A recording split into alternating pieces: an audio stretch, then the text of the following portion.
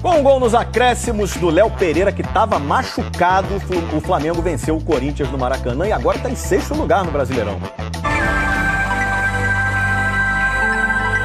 Os olhos vidrados nem piscam. Sampaoli acompanha a jogada e, de repente, o gol. Gol! Olha a camisa ali, gol do Rafa Cunha. Mas quem é Rafa Cunha?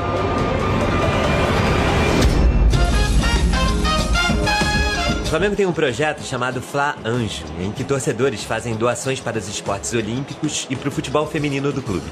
Antes do jogo contra o Corinthians, 23 desses doadores foram sorteados e receberam a honra de ter os nomes estampados nas camisas dos jogadores. O nome do Rafael foi parar nas costas do Léo Pereira. Fiquei muito satisfeito, muito feliz, porque eu sabia que ia ser um titular, né, jogando de fato com o meu nome.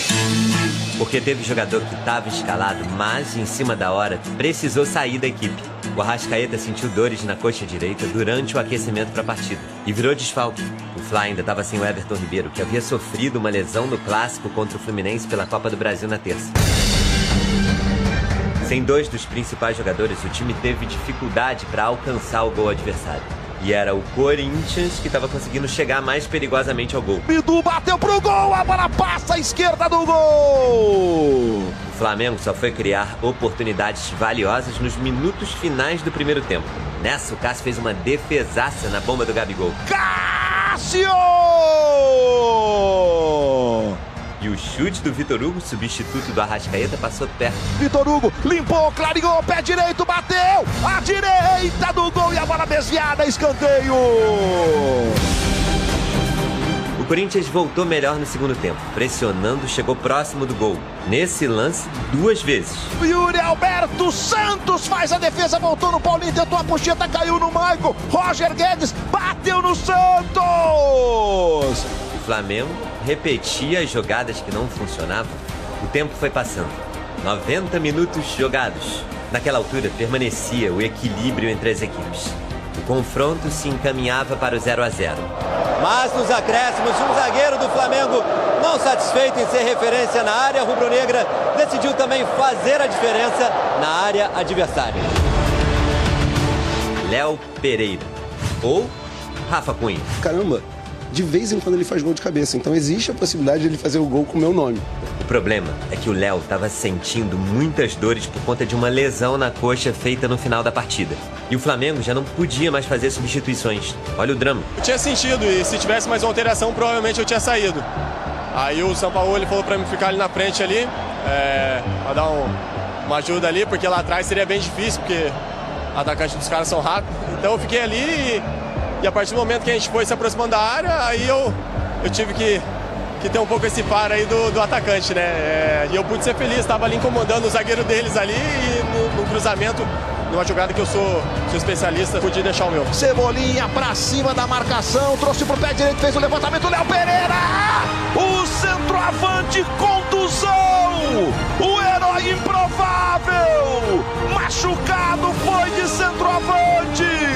Aos 48 minutos, subiu num toque de cabeça magistral pro cantinho esquerdo do Cássio, que caiu e não chegou! Foi a vitória do Flamengo. Diante do maior público do Campeonato Brasileiro nesse ano, mais de 64 mil torcedores. Entre eles, o atônito Rafael. Eu comecei a gritar, fui eu. Eu tive uma confusão de personalidade naquele momento. O Flamengo subiu 3 posições e avançou para a 6ª colocação na tabela. Mas o Sampaoli não se mostrou plenamente satisfeito. Na entrevista, criticou o trabalho do antecessor Vitor Pereira, dizendo que recebeu o time de uma forma e que a única maneira de melhorar é trabalhar. Foi um jogo em que torcedor fez doação e jogador se doou para ajudar o Flamengo. É óbvio que é uma brincadeira, mas parece que de alguma forma meu nome apareceu na história do Maraca. Os torcedores ainda ganharam a camisa usada pelos jogadores após a partida. Vai ter que lavar a mão para garantir que o tecido não tem nenhum tipo de esgarçamento. Se dá uma cheiradinha aqui, não tá muito agradável, mas vai ficar para a história, com certeza. Quando ele, o Kiko até contou isso na reportagem pra gente também, né? Quando ele tira o pulgar pra botar o Vidal, a torcida não fica muito feliz não, cara. Aliás, o Chama ele de Vidal, burro, ele foi chamado de burro. O Vidal, o Davi Luiz, eles estão ali no limite da paciência da torcida. E eu já falei sobre isso aqui também. O Sampaoli, com um pouquinho mais de sensibilidade, se blindava em relação a isso. Santos também. O Santos o quê? Santos goleiro. Ah, tá. Eu Não, Santos falei, o goleiro. que o André Helma tem a ver? É. Santos é o goleiro, tá. Santos goleiro. Entendi. Santos goleiro... Mas você não acha goleiro uma situação ali um pouco mais delicada? Mas veja só, o Sampaoli precisa que o goleiro jogue com o pé.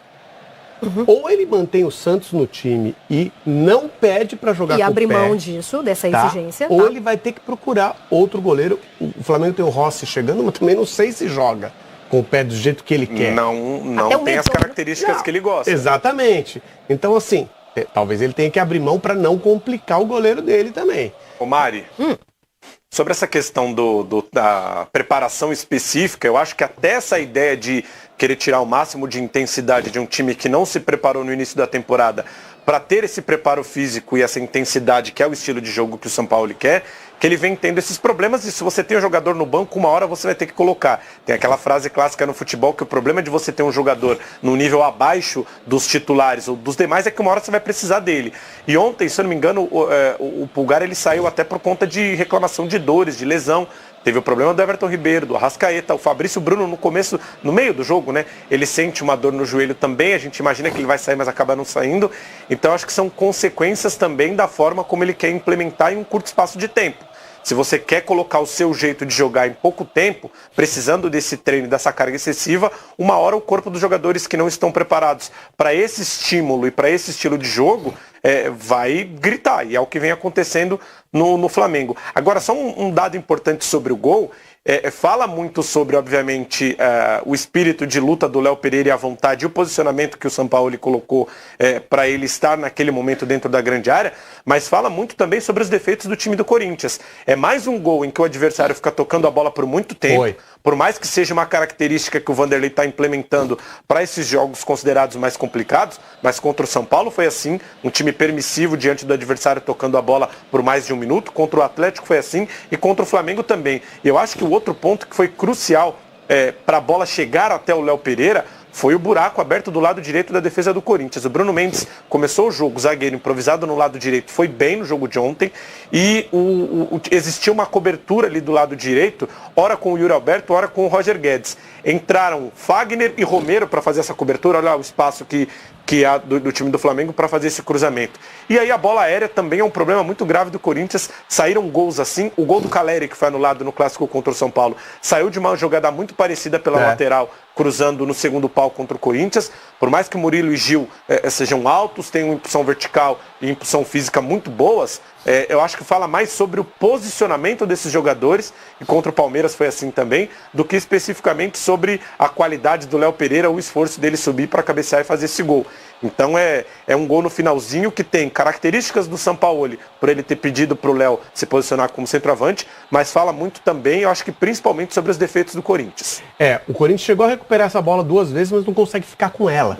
Né? Acho que o Corinthians fez até um jogo bem melhor. Bem melhor que? Bem melhor do que vinha fazendo. Os últimos. Do que vinha fazendo. Levou olhando perigo. pro jogo do Atlético Mineiro? Muito melhor do que o jogo. Muito melhor. Argentino Júnior. Mas Paulinho não era jogando- esperado o Paulinho enfrentar jogando mais bem. dificuldade contra o Atlético Mineiro? Não, tudo no bem. momento. Tudo bem, mas você jogar no Maracanã contra o Flamengo, um jogo Também difícil. não é O Corinthians fácil. teve Também não é várias fácil. oportunidades. Teve oportunidades com o Roger Guedes, que jogou bem.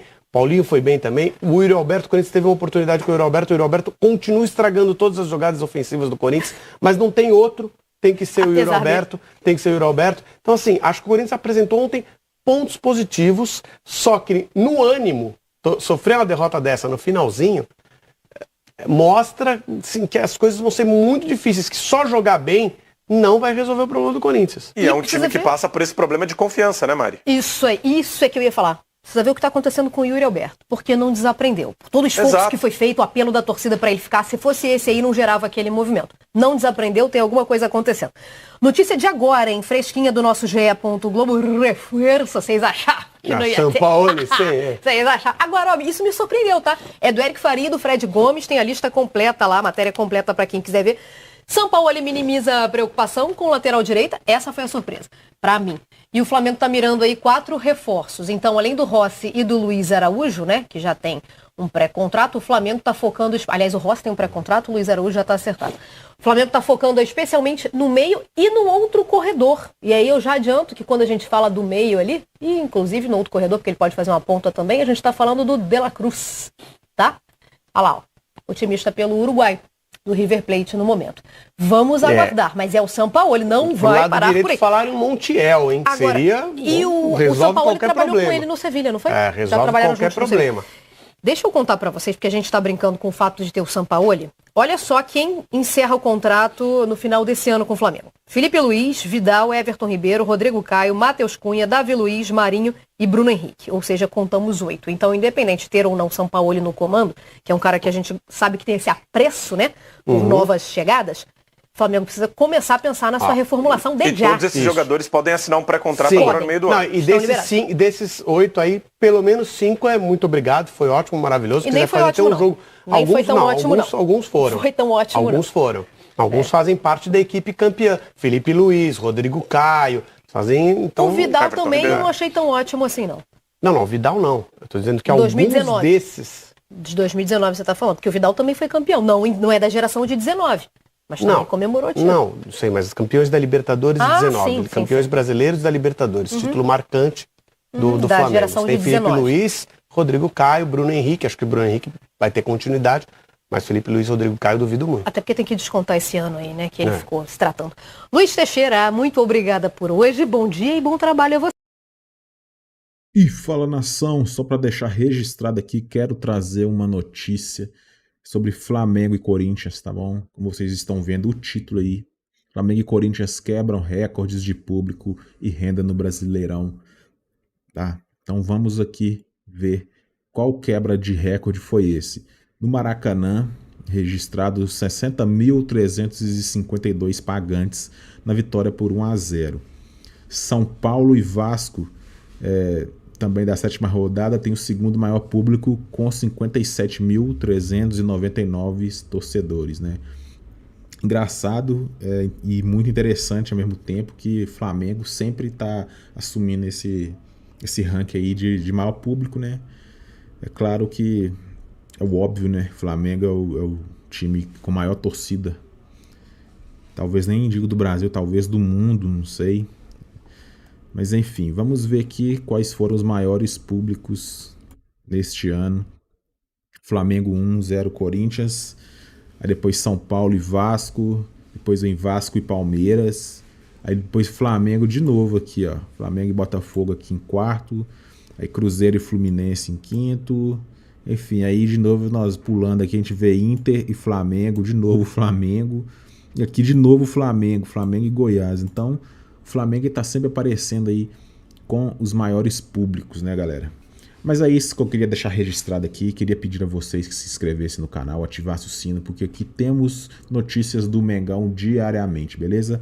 Valeu, tamo junto e até o próximo vídeo.